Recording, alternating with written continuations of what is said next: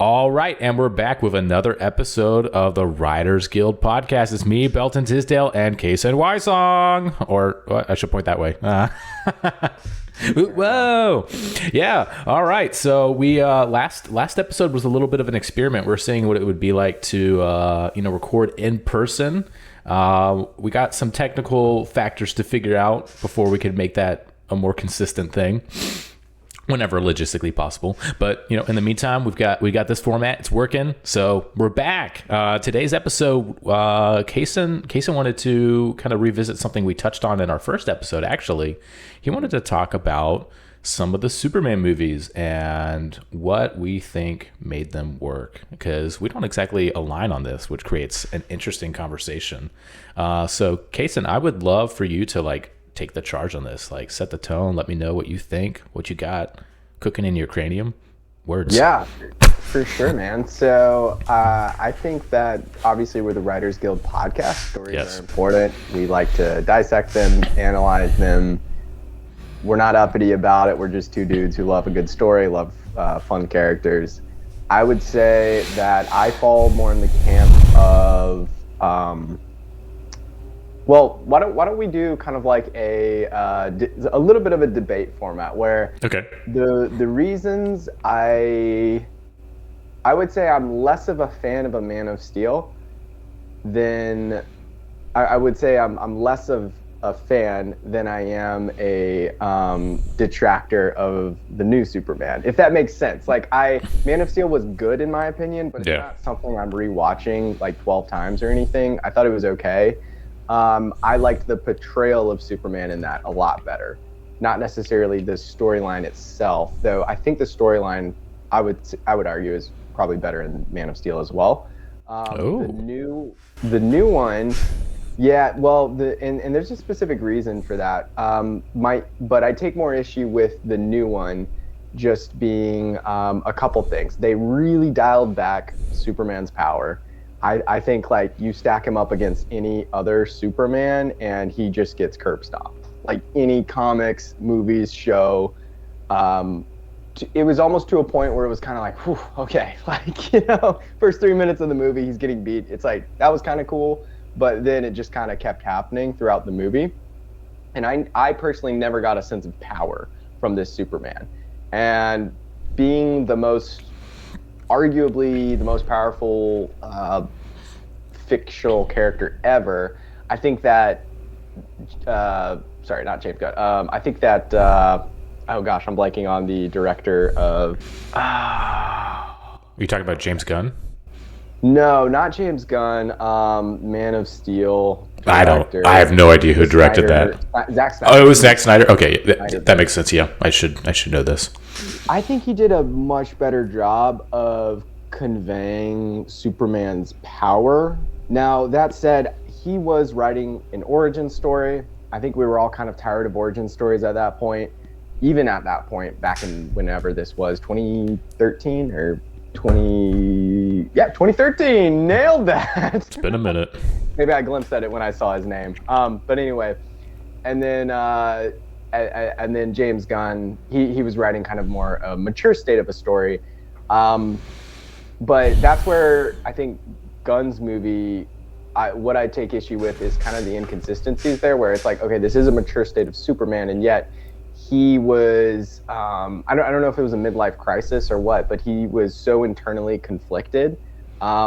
And the translation thing with his parents, to me, really didn't hold water, and also kind of contradicts every other canon of who he is and where he comes from. I thought it worked as a device to explain, or just to help build tension and carry the story a little bit. But there was a ton of plot armor throughout. It's also okay, why didn't Lex just end him when they had the chance, when they beat him in the first 5 minutes of the movie? Boom, problem solved. There was absolutely zero reason to keep him alive and to I've heard the argument of oh, well, we want to tear him down completely, his full character, and humiliate him in front of the masses and stuff. Well, I mean, it was being televised and he was getting kicked around, and I think you're accomplishing the same thing, and nobody knows who this other, the Hammer of Barovia. Or whatever. What was it? Barovia? Barovia, yeah. So there was just absolutely no need for them to stop and like let Superman live at that point. So that's where I'll start. That was a big ramble. Nah, man. Tons to pick apart there, but let's go. Yes, I agree. That's the episode. We're done. No. Okay. So I mean, right. So everyone like hones in on different things when they're, digesting a story, right? One of the things I really disliked with the Man of Steel was the tension they created with it. So like, yeah, he's depicted as more powerful in the sense that he's consistently more successful. And I mean, it is also an origin story. So like there's way less competition. All that being said, a lot of the tension is found early on in his dad's insistence that he hide his identity, which is never really explained why outside of some this great power. We can't say what Uncle Peter. Spider-Man, yeah. Yeah, we can't say that thing, but it's like it's kind of hanging there. Like that part where his dad, like there's the tornado whipping through a cornfield, and he's like, "I'm gonna save you, Dad," and his dad's like, "Don't do it. If you run really fast, people are gonna be a little sus. So I'm gonna have to die." And yeah, like that just felt really forced, and he was like, "No!" Like I don't know. I think it would have been better to have depicted that like he goes ahead and saves his dad because that's his dad, and then his dad's like mad at him, and then he's like, "I saved you," and then there could be tension there. But even then, was anyone even watching during that part? Like, apparently I was, because I that's like one of the few things I remember. I do like the bar scene. I mean, like, was there any reason? Oh, were there other people in that scene? There was like 5 people and a dog. I don't know. I don't really remember, because I haven't watched it in a long time. Because I didn't really like it. I just felt like the drama of him hiding his powers was really forced. And then of course there's the thing that people talk about that I think was very well addressed in the new movie and is a perfectly legitimate thing to address, which is like, he's Superman, he's supposed to be the good guy who cares, and like, yeah, casualties would happen when there's this mass alien invasion in a densely populated city, and he's trying to stop them, and they're like as powerful as he is. That stands to reason, but you don't see him like save anyone. You just see him plowing through buildings, and the only time he saves people is when he cracks a guy's neck and he's like, "No!" And that's another moment that felt like really forced drama. It felt like a draft 1 problem, right? Where it's like you wrote out the story with the intention of having the drama of him not being able to save his dad because of his dad's insistence on him hiding himself. You have him having to crack the neck of his kin to stop the guy from lasering a family that doesn't know how to run away, and also he doesn't know how to just make them fly up. Like, you could just carry him away. It's really forced. It's the kind of thing where it's like, if you had just taken some more time to revise the draft, you could have come up with more believable, convincing situation that forced those decisions. But as it stands, both of those situations that are like peak drama points in the story are false dilemmas in which it seems like he's forced into this decision. But like, looking at it, it's like I would argue like you had other options, man. Hence it being a false dilemma. But yeah, the cracking in the neck and all that stuff was stupid, and that's very much a character assassination of Superman, because Superman's the good guy that prevails and does the right thing. Instead, they have him kind of like violate his character, and it's like this kind of dark, gritty moment that just isn't in keeping with Superman. And you never see him outside of that moment. You never see him actively trying to save people in the city, which you could argue they were trying to set up, Batman v Superman. But it all sucks, is what I'm trying to say. But the new one, you consistently actually have moments where he's saving people and asking, "Oh, are you okay?" Like, it's just, you just add an extra 5-10 seconds to the movie's runtime of him turning around, looking at a bunch of people that just had a bunch of fire blown at them, and they barely got out of the way in time, and asking, "Is everyone okay?" And they all look like scared, but they're like, "Yeah, we're good." And then he flies away, and it's like, okay, box checked.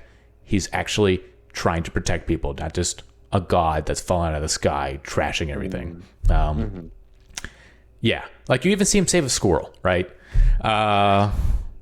So those are some of the things I latch on. Though I will say this, I really, really loved the bar scene in Man of Steel. It's he's working at a bar, and it's kind of the classic trope of like he's working in this small town area, and the girl likes him, but he doesn't like her back, but she's really nice. And then the guys start messing with her, and he's like, "Hey, don't do that. That's mean." And they're like, "What are you gonna do about it? I'm drunk and full of myself." And then they splash him in the face with beer, and he just takes a moment to collect himself because he could absolutely destroy them, and steps outside and just disappears. And then the truckers step outside later, and they see their truck is just like up in the trees, which I thought was such, I thought that was a great moment. Which again, kind of, I think colors Superman's character in a way that I think is consistent with how he is known by the wider public, what he's supposed to be like, because that was him being petty, destroying that entire truck that's harming a business that costs a lot of money, and he was willing to do that because he got beer splashed in his face. It's like you're an alien, you're like a god among people. Just count to 10, man. Just count to 10, like the rest of us. But it wasn't. Even still, I actually do like that scene. I just think the Superman. Well, I know the Superman in the new movie is characterized correctly. They tried too hard to make Henry Cavill's character dark and gritty because that's what they were going for. They were very much trying to steer clear of the Marvel formula, which is great, and I applaud them for doing it. But different for different sake is not better. So. That's my initial response. I don't want to fold too quickly. Don't. But as push you're back. pointing out some of these, and I will play devil's advocate this entire episode. Do it. If I must. But as you're pointing out some of these scenes that I'll be honest, I'd forgotten about. Yeah. We probably should have done a rewatch before we dissected it. Yeah. I don't think I've seen Man of Steel probably since it came out. I've never even seen it. No, I'm kidding. I watched it one time. I did watch it in theaters, which was great. Oh, nice. That's cool. Because there was a girl in a couple rows behind me, and at the end scene where like one of the soldiers, female soldiers, is like, "Oh, he's so hot." Like I remember the girl a couple seats back was like, "Yeah," or something. And it was pretty funny. But I want to interject real quick. When I was in theaters when I saw the first Jurassic World movie, and I remember there's this scene where they step out into this field and you see a bunch of massive like brontosaurus like dinosaurs have been killed, but it starts off with the characters just seeing one dinosaur and they're like, what could have done this? And it's like, it's the mutant, and they're like, oh no. But the camera pans out and you see another dinosaur, and you see that this thing has just gone on a killing spree, and it's meant to kind of like elevate the stakes, like this thing needs to be stopped.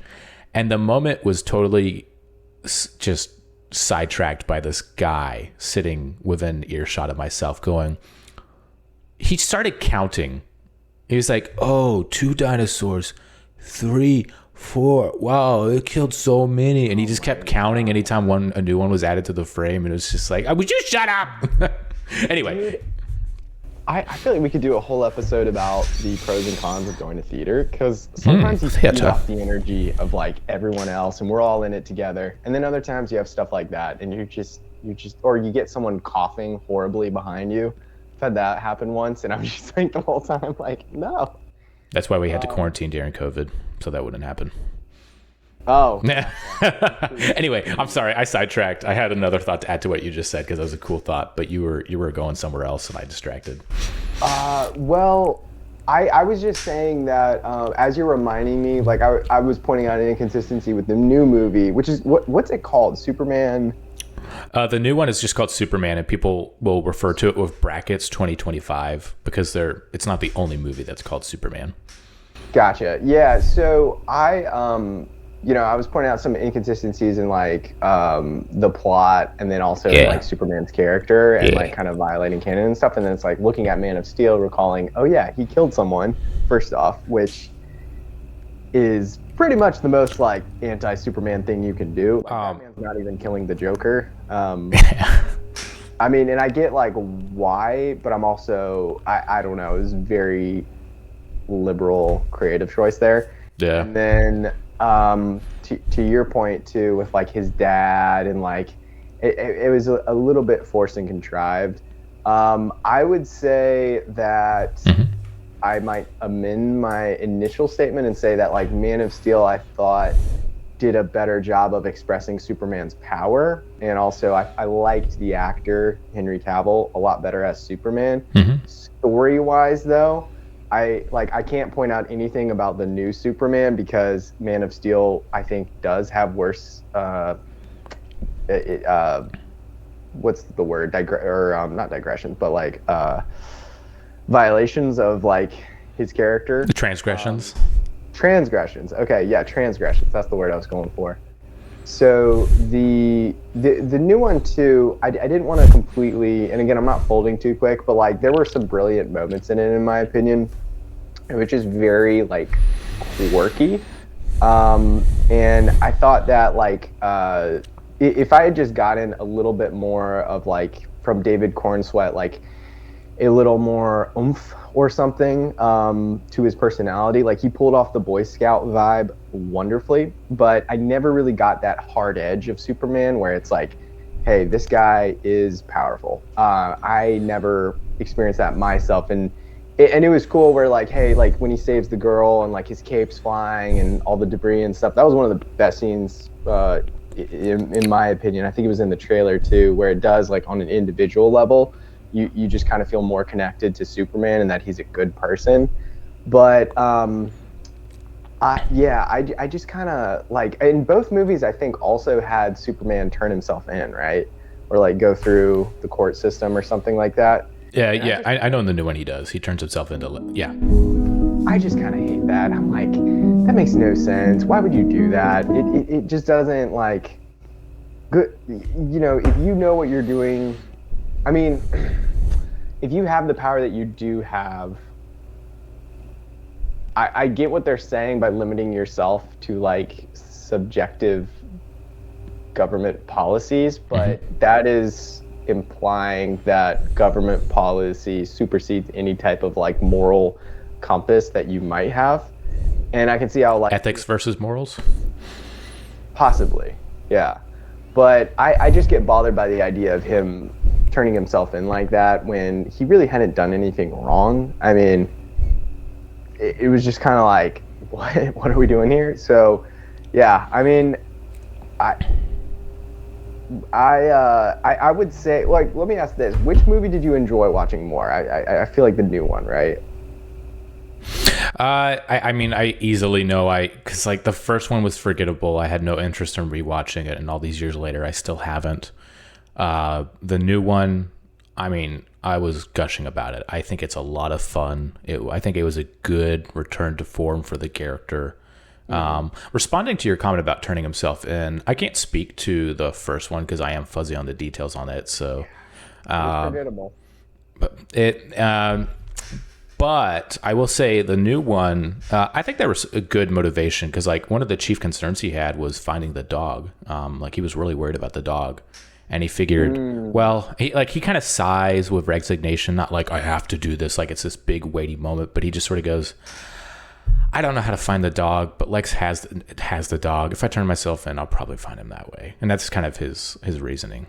At least I remember there being a moment like that where he's just sort of like, I guess. Like he's and he says he's probably scared. And in terms of like him expressing his power, he does get a lot of pushback, but there is still things he fights that aren't on his level. Like obviously the Hammer of Barovia is for spoiler reasons, very powerful and a big deal for him to fight. And it makes sense. I think it makes sense. I feel like it's fair. But there's like a giant monster he fights and he beats it handedly. Like it breathes fire on him and it's just another Tuesday for him. You got a scene where like this freakazoid monster is like floating in the sky and the Justice Gang or whatever they're called is fighting it. And then Lois is like, oh, were you just fighting that? And he goes, oh no, that's just some interdimensional like harpy or whatever it was called. He's like, they got it. And it's just so like offhanded and casual and like, oh, whatever, like this happens all the time. They've got it. It's fine. I was just looking for the dog. I thought it was a really funny moment. Yeah.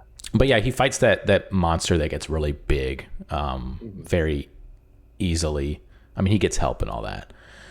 And there's like the scene where he like busts into Lex's office and goes, "Where's the dog?" And I thought like seeing him holding back his anger, I would argue that him seeming less powerful in moments like that, like there is the moments where he's getting his butt kicked by the Hammer of Barovia, but it's a challenge, I think, to write his character because Superman's supposed to be a dominant metahuman. And it even says that at the beginning of the movie. But just like any other character, in order to be interesting, he needs to have challenges to overcome. And that comes in the form, in terms of physicality, that comes in the form of a combatant that Lex has posed against him. And I love the way he overcomes them. Like when the lady with all the nanobots is trying to kill him, and he finds a way to outsmart them. I thought that was really cool. But yeah, anyway, when he busts in, I'm sorry, I'm kind of jumping around. When he busts into the office and he's like, "Where's the dog?" Like he explodes in, this guy falls out of his chair, which is exactly what I would do if I was just sitting there talking to my boss and then the wall exploded. And then he walks up and like throws Lex's desk, which obviously weighs absolutely nothing to him. The desk weighs a lot to us, but to him that was probably like a paperclip, right? Because like, he just flew into a wall and like it does nothing to him. So there's like moments like that I thought were really cool. We get to see him like flying like really fast, and it's like conveyed how fast he's flying, not by like these wide shots where he goes, which I mean, you do get some of that, but they did this really cool thing where it's like, it's on him and you see the weather changing around him like rapidly. Like one moment snowflakes are striking his face. The next moment, it's a sunny, clear day. Because he's going so fast. He's traveling through large areas very quickly. I thought things like that were cool. Or even in the beginning, like his butt is whooped and he like lands in a crater. Mm-hmm. But I thought that was cool. He like smashes into a crater and he's just like, oh, you know? In the office. I think stuff like that was cool.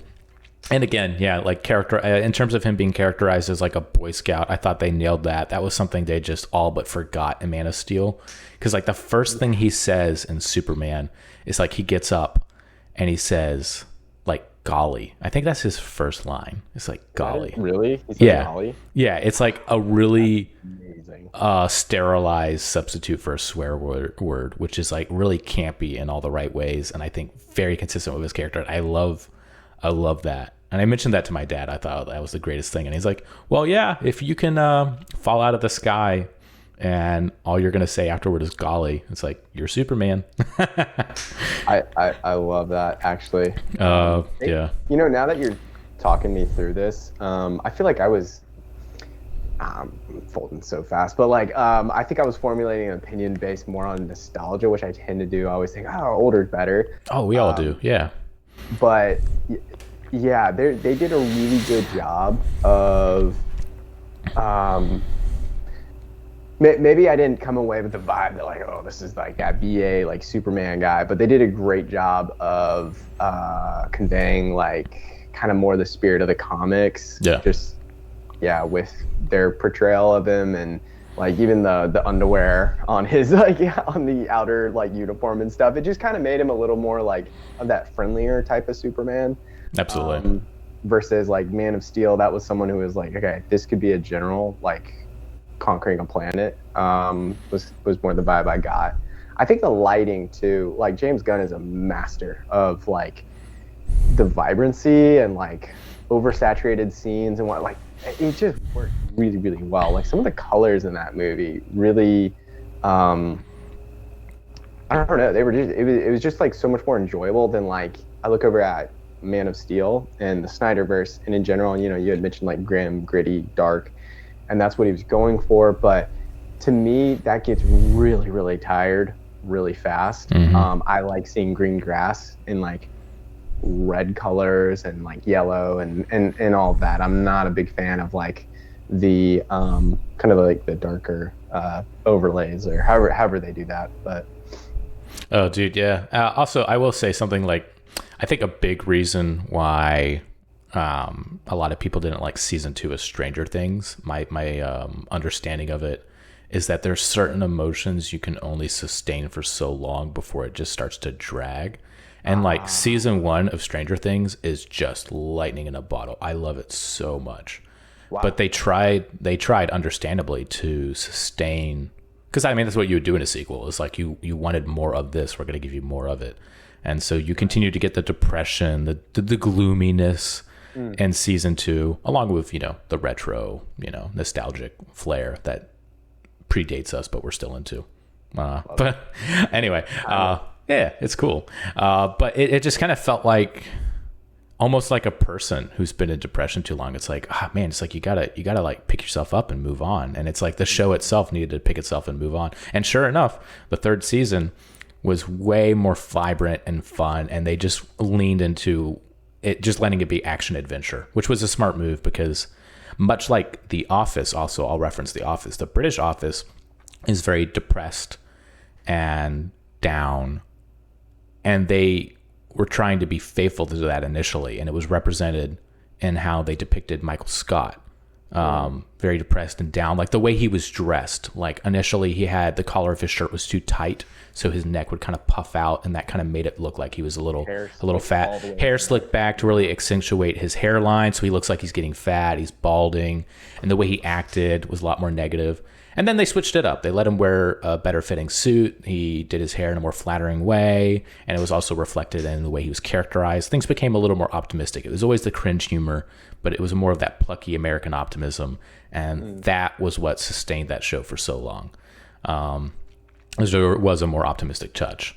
And I'd say same thing with Superman, right? That first movie has that grim and gritty tone, and they were committing to that for an entire franchise. Ultimately, I think anything could be pulled off with skillful execution, but I still do think that was kind of doomed to fail, that was just going to drag. Because even in that first movie, it's kind of like, again, the climax of the movie, he kills a guy, and it's a violation of his moral code. It's a downer, But that's the whole thing. Like the next movie's about Batman being like, this guy's off the rails, I gotta kill him. Like, Martha. Yeah.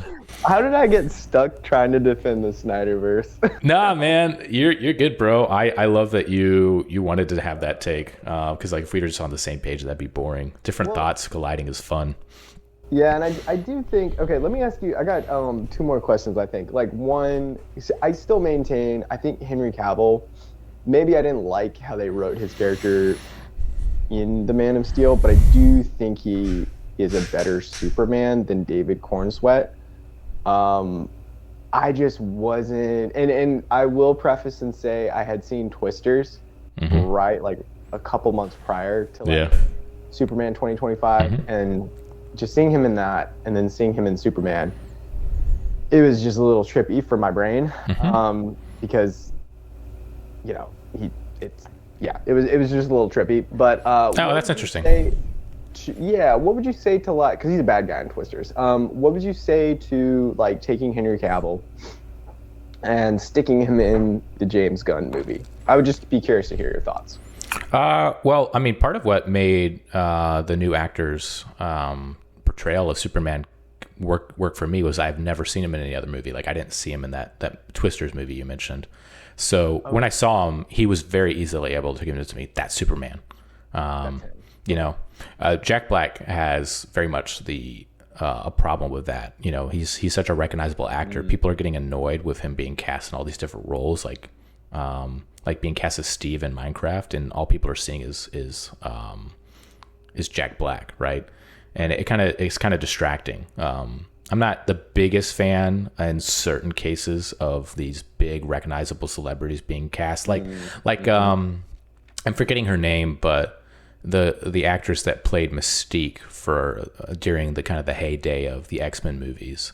No, that was it. I know Jennifer Lawrence played it once, I think. No, she played the character the most. Oh, she did? Yes. She was a part of the soft reboot. Thank you. Help me remember her name. But she was like, She would kind of like, as the movies progressed, she would just wear the makeup less and less. And it was just like, are you even Mystique? You're not blue anymore. Like, your character's supposed to be blue. You're supposed to be proud of it. And it's kind of distracting, right? So yeah, when he took on the mantle as Superman, I knew him as nothing else. So it was very easy for him to convince me this is Superman. So it's interesting that you mentioned the twisters thing. I could totally see that twisting things for you, pun intended. But kind of a more minor role in that, but he was still like, he worked for this money grubbing company, and it's whatever. It was yeah. So I haven't built an argument for this because this is one of those things that there was another episode where I said I felt like I make certain claims that I think are like obvious at a glance, but they actually aren't. So I haven't built an argument for this, but I want to. I'm just not sure how to go about it because this pertains to art, and then things get a little nebulous in that arena. But Henry Cavill's not a good actor. This is what the episode should have been about. Yeah, well, this is what it should have been about. Yes. Because I was realizing, Superman-wise, we're actually probably in the same camp. Remembering Man of Steel, it's like, oh gosh, I can't defend this, but yeah. So go ahead. Henry Cavill, I think he's like got the same capacity as like Arnold Schwarzenegger. He is this unusually genetically blessed guy, just tall and handsome and unreasonably buff. And just like in terms of the looks, amazing. Like, yeah, Superman all day, every day. Like, the other guy cannot hold a candle to Henry Cavill's physique. Most of us guys can't. That guy is very genetically blessed, but he just doesn't have range. Like, he can act, but I think he can pass. He doesn't convince me though. And I always think back to Mission Impossible Fallout, which is my favorite Mission Impossible movie. Is that the bicep pump? Yeah, it is. That it has an incredible bathroom fight scene, which is amazing. And he's great in that. Like, he's great in that kind of stuff. But there's a scene before they do like a halo jump or something like that. They're in this massive plane and they're looking over their little plan. Like, there's a map or something like that, and they're looking over. And Tom Cruise, every time I mention Tom Cruise, people insist on. Anytime I mention Henry Cavill not being good at acting, people throw a hissy fit. And anytime I mention Tom Cruise being an incredible actor, they always mention Scientology. And it's like, I'm not talking about that. I'm talking about his acting. I'm talking about him as an actor. Tom Cruise is an amazing actor. He really is. Like, he can just sell the crap out of stuff. And that in that scene when they're communicating, Tom Cruise would like point at the map and say, "We got to go here," or something like that. And he was so convincing as he said it. There was so much conviction. It was just like, you would listen to that and you're like, well, they really do this. This sounds important. And then Henry Cavill, talk about contrast, man. Just pit him against a really great, capable actor like Tom Cruise. You could hear his lack of depth. Like, he wasn't able to sell his lines at the level that Tom Cruise would. He would be like, but what about this? And it just sounded so monotone in comparison.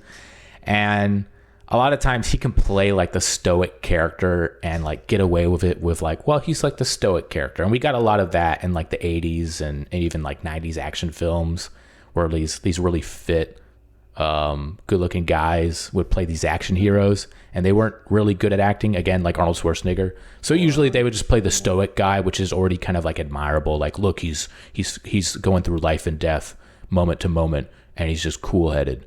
But it also is a great crutch for an ineffective actor to get by. Well, if they're stoic, then not as much is expected of them in terms of, emotional depth. So you see that with Henry Cavill. There's just a lack of depth in his delivery.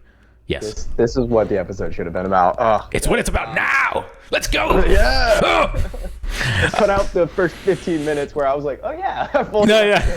It's off the record. So, couple quick responses to that. One is Tom Cruise. If you don't think he's a good actor, go watch Tropic Thunder and pay attention to Les. I think his character is Les Grossman. Do you know what I'm talking about? Yes, Les Grossman. Like, it's a pun. Grossman. So, big hands, bald head, Tom Cruise, like, he's got range. It'd be hard to argue against that. He does end up playing an action hero in like most of his movies. That's just his bread and butter, but like, yeah, he's great. No knock on him. As far as Henry Cavill goes, though, I see where you're coming from. He, I think, is not as wide range or versatile as an actor. But I would kind of put him in the same category as like Chris Pratt, maybe. Like I feel like he's a likable action hero. He would fall kind of into that category. As far as range goes, if you're like Argyle was a very interesting one that Henry Cavill was in. And I mean, just the haircut alone, like he doesn't take himself so seriously in that. And it's very, it's a different tone than other movies he's been in. And then the other one I would recommend is the Ministry of Ungentlemanly Warfare, where him and Alan Richardson, like the two buffest guys in Hollywood, like team up, and it's interesting to almost see like Henry Cavill just like laughing, and they look like they're genuinely having a good time and really sell that like who they are in the movie. So those two would be my recs if you're looking for a little more range from him. But I do think like you stick him in something like Uncle, or maybe I would even say like Man of Steel. I think he did a really good job in the role, like as an actor, or like The Witcher, right? Like the way he would say like the F word was just like, you know, he really sold it and just kind of had this like very husky, like gritty tone to his voice. So there's certain roles I do think like he's built for, and like that's like you can't throw him in anything and then kind of like hope for the best. But I would argue that he's a great actor. He does have range, probably more than people would give him credit for. Because I don't know that I've ever seen him in a movie where I'm like, oh, he didn't like do very good in that. So slight misstep on my part. When I said range, I was misusing the word. I wasn't referring to a variety of roles that he could embody. I was referring to like depth of emotion. Like if you're going to express anger, how angry can you be? If you're distraught, how distraught can you be? And my argument is he can only go so deep when there's, I mean, and to be fair, it's a competitive market, right? There's a lot of actors who can go way farther, can be way more convincing than him in that level of depth. And that's what I was referring to there. Yeah, so I would just say that the new actor, I think he's just better with his depth. Like, again, that moment where he's upset about the dog and he's yelling at Lex, like, where's the dog? He's just a dog. And it sounded so... He sounded like he was really upset about his dog, and I just found that very convincing. But again, this is the kind of thing I need to figure out how to formulate my argument for, like, okay, how do I convince someone is or is not good at acting? Because it seems that people more so gauge whether someone's good at acting by whether they like their performance, which is ultimately, yes, the deciding factor. But there still is like a quality and capacity to be gauged in someone's performance. I just don't really know how to articulate metrics and whatnot. I will continue to say that like he can only go so deep. I've just never been impressed. And in terms of being likable, you mentioned being likable. I'm going to push back on that if I think I know where it's going. In terms of being likable, he's got great genetics, he's got a great physique, but he doesn't have charm. I've watched interviews. Oh, he does. No, he doesn't. I've watched videos of him talking to people and cracking jokes, and I've watched supercuts where people are just fanboying over him on an unhealthy level. And they're just like, oh, Henry Cavill being an absolute icon for 10 minutes. And it's him being like mildly funny, like perfectly, perfectly nice. Someone, if I worked with him, and he's in the next cube over, like, yeah, we'd make small talk and we would joke. And I'm sure I would joke around with him about video games, but like, I'm not floored by his jokes. He doesn't express these mannerisms that like dazzle me. I think he's really lacking in charm. So in terms of him conveying like a likable character, so far as charm is concerned, he doesn't really have it, but like Chris Pratt has charm. And I would also argue that Chris Pratt has more depth in his acting. Cause like if you saw Guardians of the Galaxy Volume 2, there's a part where he learns something about his mother and he gets off the rails upset. And I thought Chris Pratt killed it with his delivery there. Like he sounded Yeah, he sounded really stinking good. I'm not knocking him at all. Oh yeah. First Class, like one of my top 5 favorite actors. Like every movie he's in, he's really enjoyable. He's no Patrick Stewart, but I think he's better at the art form of acting than Henry Cavill. You did say that you had another question though. You said there was 2, and then we spent all this time on this one. Do you remember? And I would not argue with him being more skilled at acting, the art of acting, than Henry Cavill. Henry Cavill, though, just as far as the charm goes, real quick, and then I know we got to wrap this up. He is a big nerd, and I don't think he's necessarily one of those guys where, like, you know, he loves being in like the limelight potentially. But like I find like his, like, hey, if he's talking about like Warhammer or like, you know, Lord of the Rings or anything that kind of is in the nerd realm, like he does light up, and I think that's like really charming. And you know, and Uncle and stuff, like I think he does have a pretty good level of charm there. Okay. Sure. But yeah, so as far as the what's the other thing I was gonna say? Oh yeah, just to kind of like wrap up the episode, Superman 2025 versus Man of Steel. Going back to like our original versus. You won me over. You won that debate. I have to agree. I'm kind of like, yeah, you know, as I'm thinking about it, Superman 2025. Overall, I enjoyed it more. I think it was a better movie. There were some plot holes, not as bad, or plot armor, not as bad as in Man of Steel. What would you rate, like on a scale between 1 and 10? Where would you rate both movies? Oh, that's hard. I'm not good at rating by a 10-point scale. 100-point, would that be easier? Well, that makes it worse. I would say like the category of ranking that I've thought in my mind when I have thought about this is like bad, okay, good, great. I would rate, and I would put one above that, like amazing. And there's very few movies that are amazing. I want to qualify that. So yeah, I would put Man of Steel as okay. It's definitely not bad, but that's just exactly okay. Where I would put it. Yeah, I think it's just okay. Like it's a serviceable movie, but nothing about it like delights or surprises me or impresses me. It's really the writing and the characters and the acting that really elevates a film to the next level. And this one just doesn't have that. I don't care what it's about. I don't care if it's about Superman or there's an alien invasion or what. I need a good backbone of writing. I need good actors to sell that. I need convincing characterization, which is a callback to the writing. So the same thing.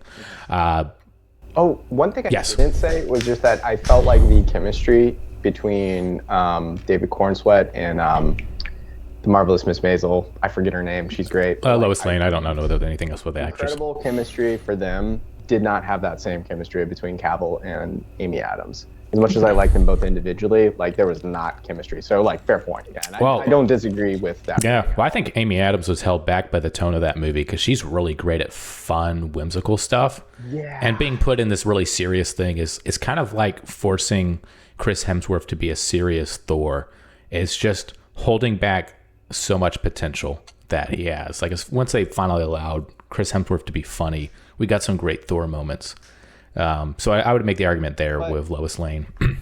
Yeah. Yes. The only issue though is I think I would rather have a movie that errs on the side of being more serious than one that gets too jokey. Because like I agree with that. The latest Thor Love and Thunder. Yeah, Love and Thunder. Yeah, it's called Love and Thunder. It was too jokey. People didn't like it. I agree. Way too much. And that's where like with the acting too, we were talking about like selling it. I think sometimes actors and actresses like oversell something, and I'm just kind of like, it like bleeds a little too much into like theater versus a movie. Yeah. That's a whole discussion there too. But yeah, fair enough.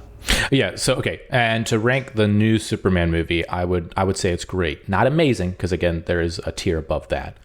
But I think it was great. I might change my mind though. I mean, the thing is, there's something about coming across something new that could be really exciting and invigorating and just hype you up and could perhaps make something better than time will prove. So like time will tell. It might not hold that position.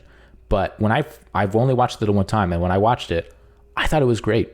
I thought it was just a lot of fun. It was just a fun movie. Okay. It delighted and surprised me. What were so it was like bad, okay. Was there good? Yeah, there's bad, okay, good, great, and amazing.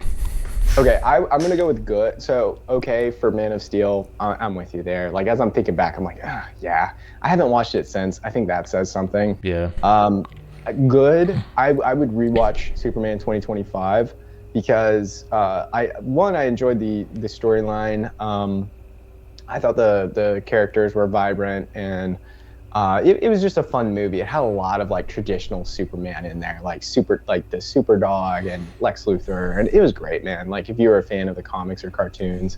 And also another thing is I was never particularly a Superman fan. Yeah, me neither. So I think that kind of like impacts me too. You know, I'm not a big Superman fan to begin with, but I think it sets up really, really well for this new like universe. Mm-hmm. And I heard that Alan Richardson is being highly considered for the role of Batman, and that would be incredible. I heard they're in talks, nothing official.